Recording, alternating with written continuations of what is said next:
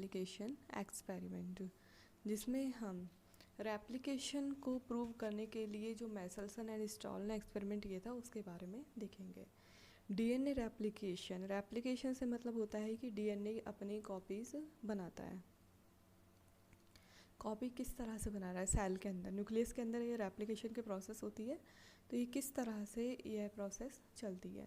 तो सबसे पहले हम रेप्लिकेशन के टाइप देखते हैं कि 3 टाइप के रेप्लिकेशन के टाइप यहाँ पे ऑर्गेनिज्म में बताए गए हैं कि सेल के अंदर किस तरह से देखने को मिलता है। एक तो होता है सेमी कंजर्वेटिव। सेमी कंजर्वेटिव से मतलब है कि जैसे ये डीएनए स्ट्रैंड है, ये ओल्ड डीएनए है, अब जैसे नया डीएनए पुराने से सिंथेसाइज होगा, इसकी अनवाइंडिंग हो जाएगी। अनवाइंडिंग के बाद यहाँ पे अनवाइंडिंग हो गई तो एक स्ट्रैंड यहाँ पर अलग हो गया, दूसरा यहाँ अलग हो गया। जो नया स्ट्रैंड जुड़ेगा वो इनके साथ कुछ इस तरह से जुड़ जाएगा, ये न्यू हो जाएगा और ये ओल्ड।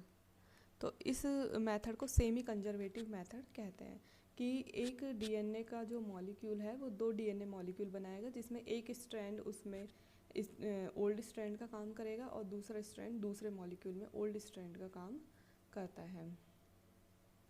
तो पेरेंट डीएनए डबल स्ट्रैंडेड है और डबल स्ट्रैंड के से 2 स्ट्रैंड से 2 नए डीएनए मॉलिक्यूल बन जाएंगे। 1 स्ट्रैंड फ्रॉम पेरेंट डीएनए। तो यहाँ पर जो एक स्ट्रैंड है ओल्ड वो पेरेंट डीएनए से आता है।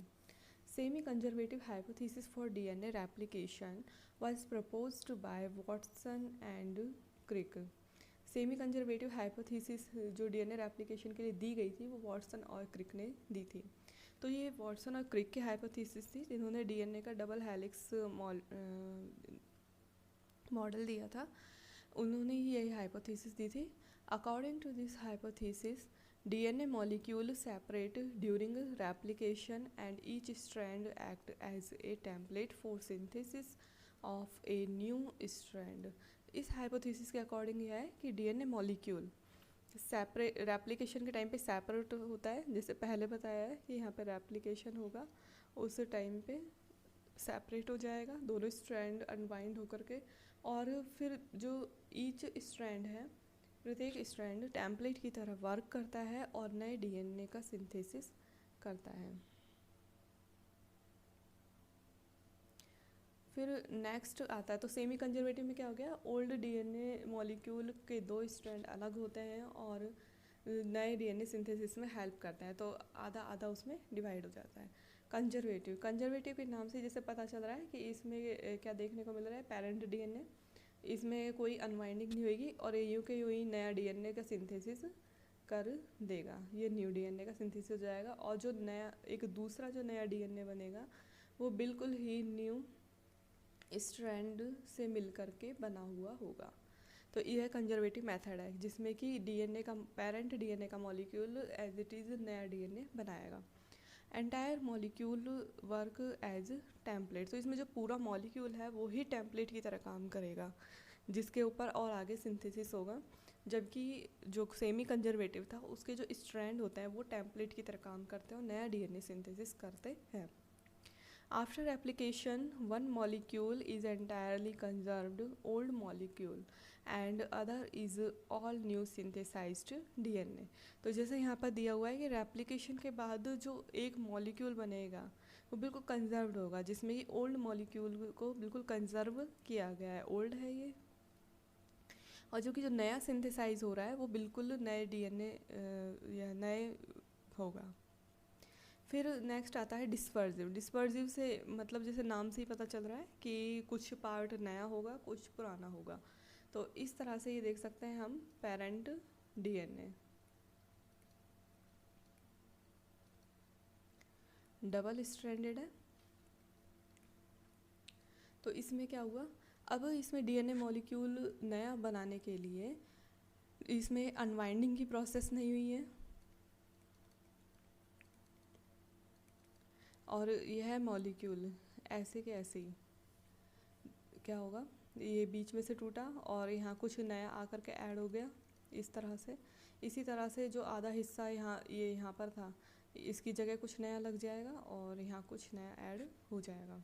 तो इस तरह से डिस्पर्सिव मेथड देखने को मिलता है। This model solve the unwinding of DNA, और इससे पता चलता है कि अनवाइंडिंग ऑफ डीएनए किस तरह से होती है। This model predict that each strand of each new molecule will contain mixture of new DNA, और यह मॉडल ये बताता है कि डीएनए का जो प्रत्येक स्ट्रैंड होता है वो किस तरह से नए डीएनए मॉलिक्यूल का मिक्सचर होता है। तो इस तरह से हमने यहाँ पे 3 डीएनए के रेप्लिकेशन के टाइप देखे, सेमी कंजर्वेटिव, और दूसरा है कंजर्वेटिव, और तीसरा डिस्पर्सिव। अब देखते हैं मेसलसन एंड स्टॉल का एक्सपेरिमेंट। इसका एक्सपेरिमेंट ये था जिसे हम देख रहे हैं, Meselson and stall replication experiment supported the Watson and Crick's hypothesis that DNA replication was semi conservative. तो वॉटसन क्रिक ने जो हाइपोथेसिस दी थी कि डीएनए रेप्लिकेशन सेमी कंजर्वेटिव होता है, तो उसको प्रूव करने के लिए, उसको सपोर्ट करने के लिए उन्होंने यह एक्सपेरिमेंट किया। This is the most beautiful experiment in biology. जो यह है मेसलसन्स एक्सपेरिमेंट, यह बायोलॉजी का सबसे ब्यूटीफुल एक्सपेरिमेंट माना जाता है। Nitrogen is the major constituents of the DNA. जैसा हमने पहले भी देखा है डीएनए के केमिकल कंपोजिशन में कि हर पेंटो शुगर के ऊपर एक नाइट्रोजनस बेस पाया जाता है जिसमें नाइट्रोजन बहुत ज़्यादा होती है। तो इस प्रकार डीएनए का जो मेजर कॉन्स्टिट्यूएंट होता है वो डीएनए होता है। For this experiment heavier nitrogen N15 is used. तो जो इन्होंने मेसलसन एंड स्टॉल ने जो एक्सपेरिमेंट किया था कि डीएनए मॉलिक्यूल सेमी कंजर्वेटिव होता है, इसके लिए उन्होंने क्या किया, नाइट्रोजन बहुत ज़्यादा मिल रही है। नॉर्मली नाइट्रोजन कौन सी होती है, N14,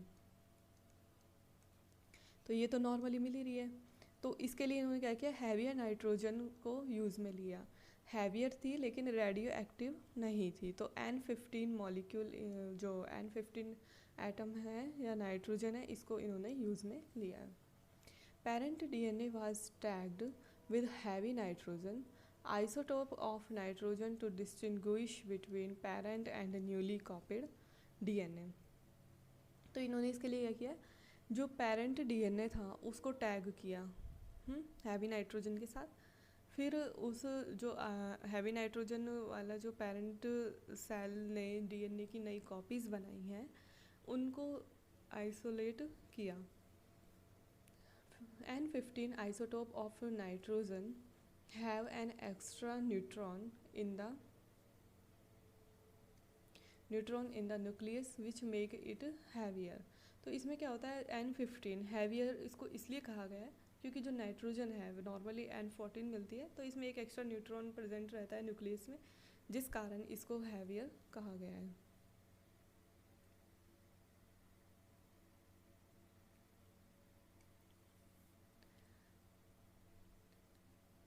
E coli cell was grown for तो अब ये एक्सपेरिमेंट देखते हैं क्या किया था इन्होंने। ये एक्सपेरिमेंट किया था ई कोलाई बैक्टीरिया के ऊपर।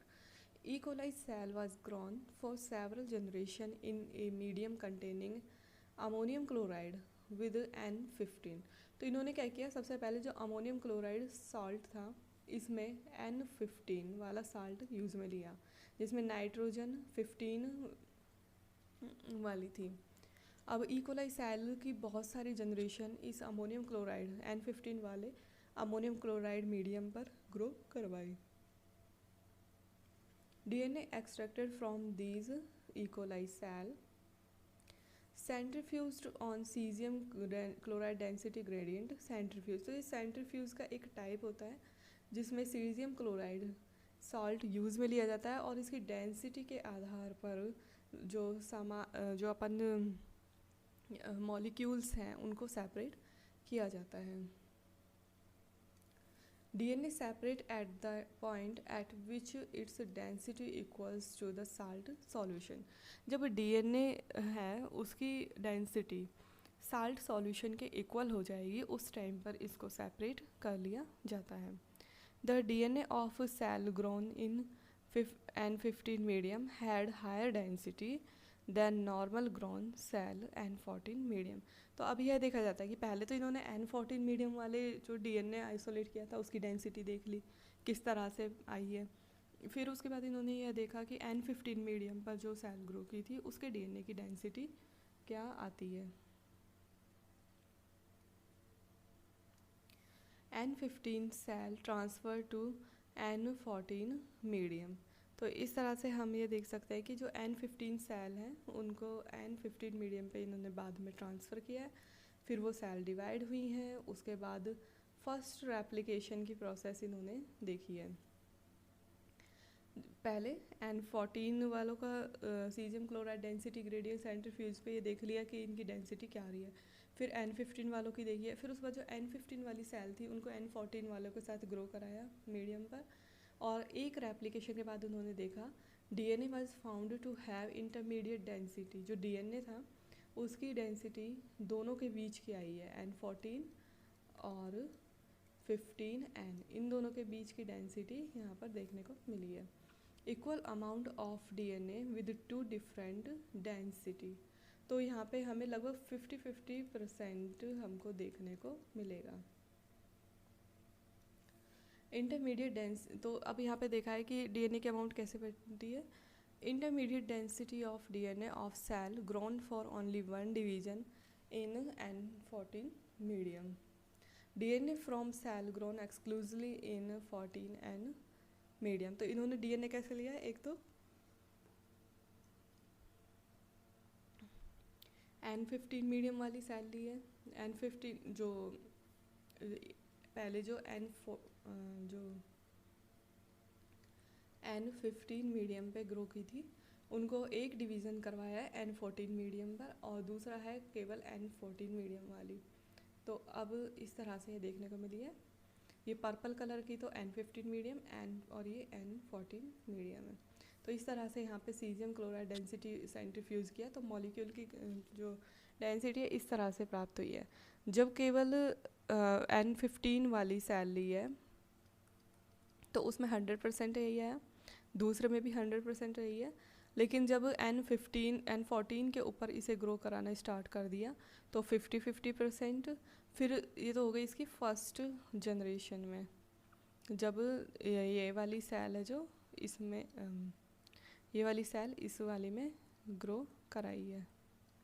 फिर उसके बाद और सेकंड जनरेशन इस तरह से आई, थर्ड जनरेशन इस तरह से आई।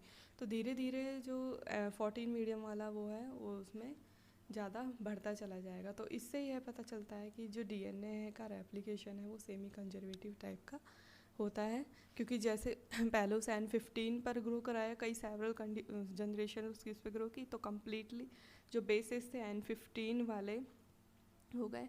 उसके बाद जैसे ही उसे N14 पे ग्रो कराना चालू किया, DNA का रेप्लिकेशन होने लगा सेमी कंजर्वेटिव मेथड से। एक स्ट्रैंड ओल्ड आया और एक नया आया।